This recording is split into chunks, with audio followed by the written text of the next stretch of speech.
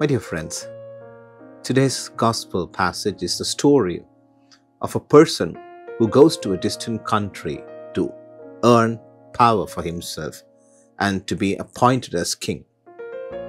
So as he is about to set out on this journey, he calls 10 of his servants and hands them £1 each and wants them to trade with us.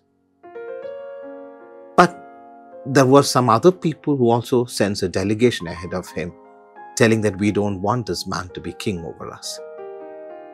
But that's not a matter of concern here, but the matter of concern for us is how the master gives equal opportunity to all his servants with the wealth that he gives.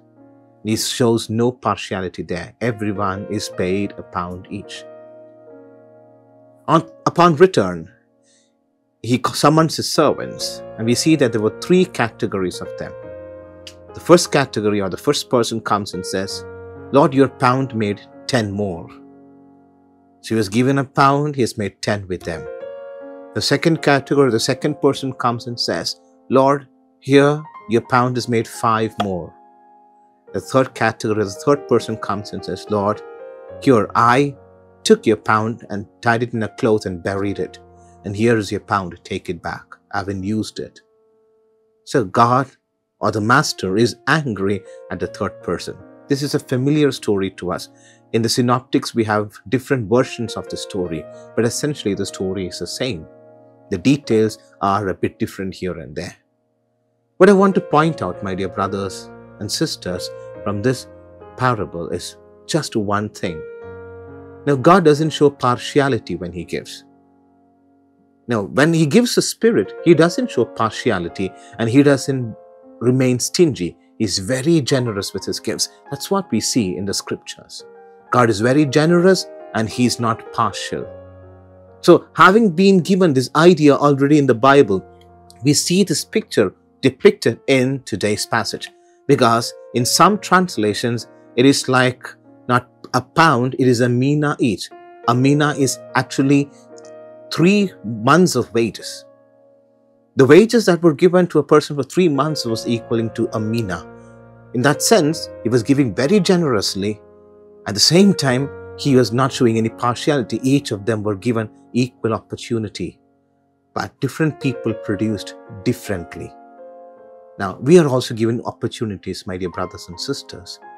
Some of us produce more with the opportunities that are given, while some others will produce less. And there's a third category who keep on sulking. They keep on sulking and complaining. They don't really produce anything. What category do I belong to? Because I see in that third person not just an unproductive person, a person who complains. You are a person who reaps where you have not sown and gather where you have not harvested. In fact, the man is trying to tell that you are a shrewd taskmaster, complaining.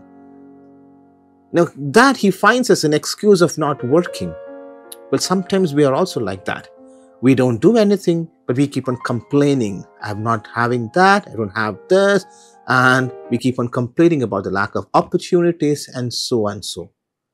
My dear brothers and sisters, it would be good enough if we could just stop a while and count on the blessings that we have been given. Numerous blessings have been given to each one of us. Well, not all of us are expected to produce 10-fold or 5-fold, but can we make it 2-fold? Can we just double it? Double the gifts of what we have been given to us, or create more opportunities of what have been given to us. Is that not what the Lord is asking of us? So let's not be sulking. Let's not be complaining, but rather let's be productive. This, my dear brothers and sisters, is very important. So don't forget, our God is a cheerful giver. He's a generous giver, and he's an impartial giver. When he gives it, make use of what he's giving and be productive. God bless you. Amen.